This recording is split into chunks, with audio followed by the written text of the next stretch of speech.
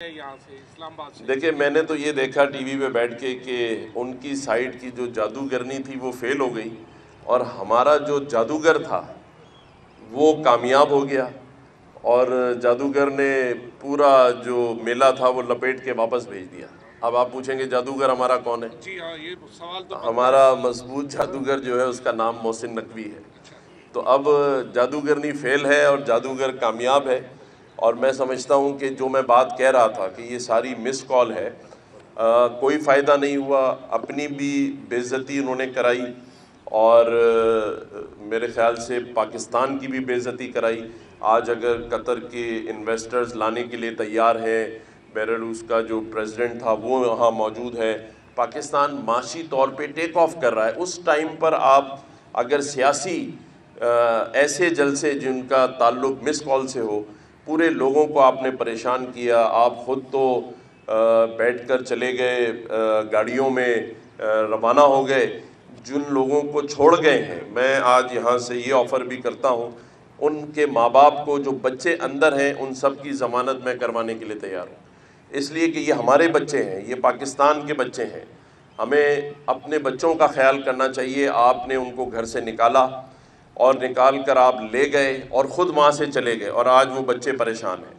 اور اسی طرح سے دیکھیں، ہم نے کراچی کے اندر اگر محنت کی، جو بلکہ مجھے کسی نے واٹس ایپ پہ بھیجا کہ کراچی کے جو نوجوان ہیں جسے ہم یوتھ کہتے ہیں، وہ تو گورنر ہاؤس میں آئی ٹی کے کورسز کر رہے تھے۔ کراچی سے تو کوئی 20 سے زیادہ کا ٹولہ آپ کو نظر نہیں آیا کہیں پر، کراچی نے تو بالکل اس کا بائیکاٹ کیا ہے۔ میں ایک دفعہ پھر ہمارے قطر کے ایمبیسڈر کو خوش آمدید کہتا ہوں گورنر ہاؤس میں، اور ہم معیشت کی طرف جائیں گے، اکنامی کی طرف جائیں گے۔ ہمیں ان سیاسی جلسوں سے کوئی لینا دینا نہیں ہے۔ ہم نے یہ گورنر ہاؤس پولیٹیکل ہے، ہم چاہتے ہیں کہ یہاں جو بھی آئے وہ معیشت کی بات کرے، انویسٹمنٹ کی بات کرے، اور یہ جو سیاسی ماحول چل رہا ہے اس کو ہم ختم کریں۔ پاکستان کو ہم نے آگے لے کر جانا ہے۔ شکریہ۔ مہمان آئے ہوئے ہیں، ایم اے صاحب، ایمبیسڈر صاحب کو آپ لے چلیں نا، میں ادھر ہی آ رہا ہوں پلیز۔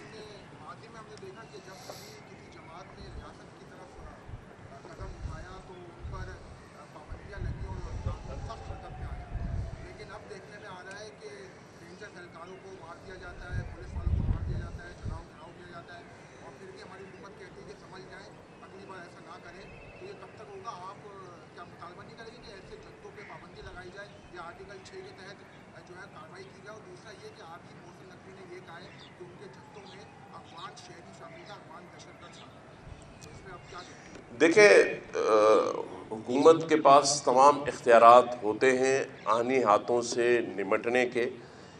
پابندی کا آپشن بھی موجود ہے کہ اس پر پابندی لگا دی جائے، سارے آپشنز موجود ہیں، لیکن آپ حکومت کی مجبوری بھی سمجھیں کہ جس وقت U A E, Saudi Arabia, China, Turkiye, Qatar یہاں پاکستان میں انویسٹمنٹ کے لیے آ رہا ہو، کسی دوسرے ملک کا پریزیڈنٹ آپ کے ملک میں موجود ہو، اور پھر حکومت یہ بھی نہ چاہتی ہو کہ ان معصوم بچوں کے اوپر کوئی ایسا تشدد کیا جائے، کیونکہ وہ پاکستانی ہیں، اور یہ میرا بالکل ماننا ہے جو جس طرف آپ اشارہ کر رہے ہیں کہ کسی بھی سیاسی جماعت کے ساتھ سیم برتاؤ ہونا چاہیے، کوئی لاڈلا نہیں ہونا چاہیے، اور یہ ہم کہتے رہے ہیں کہ آپ نے ان کو لاڈلا بنا کر ہی غلطی کی۔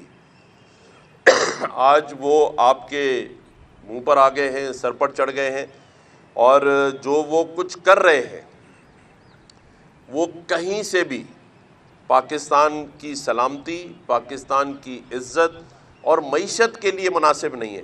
میں آج پی ٹی آئی کے اپنے پیارے پیارے بھائی دوستوں سے سوال کرتا ہوں کہ یہ جو عمران خان صاحب ہر 10 منٹ بعد میٹنگ کے لیے لوگوں کو بلا لیتے ہیں، تو سامنے سے جواب اور سوال تو ایک ہی ہے کہ مجھے نکالو، اور اس کے لیے دھرنا دو، اس کے لیے ڈی چوک پہنچو۔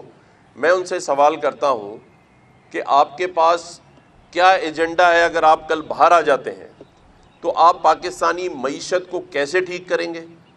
آپ کے گھر میں سے سعودی عربیہ جیسے ملک کے اوپر تنقید کی جاتی ہے، جو کہ پاکستان کا معاشی دوست بھی ہے، مذہبی دوست بھی ہے، آپ کی گھر میں سے ان کے خلاف بات کی جاتی ہے۔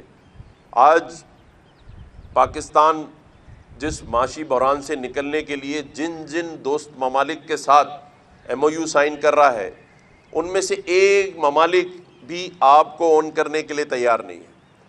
آپ لابنگ فرمز ہائر کر کے US میں اپنی لابنگ کر رہے ہیں پاکستان کے خلاف، آپ UK میں پیسے خرچ کر رہے ہیں پاکستان کے خلاف۔ تو مجھے تو یہ سمجھ نہیں آتا کہ ان کا ایجنڈا کیا ہے۔ اگر ان کے پاس کوئی معاشی بحران سے نکلنے کا حل ہے وہ بتائیں، اپنے لوگوں سے کہیں کہ لوگوں کو بتائیں کہ جی مجھے موقع دیں، میں باہر آ کر پاکستان کی معیشت کے لیے یہ سب کروں گا۔ 1 2 3 نام تو بتائیں نا۔ آپ کے پاس نہ معاشی ٹیم ہے، نہ آپ کے پاس کوئی سیاسی ٹیم ہے، آپ تو صرف اپنا نقصان کر رہے ہیں، اپنے ان نوجوانوں کا نقصان کر رہے ہیں اور پاکستان کا نقصان کر رہے ہیں۔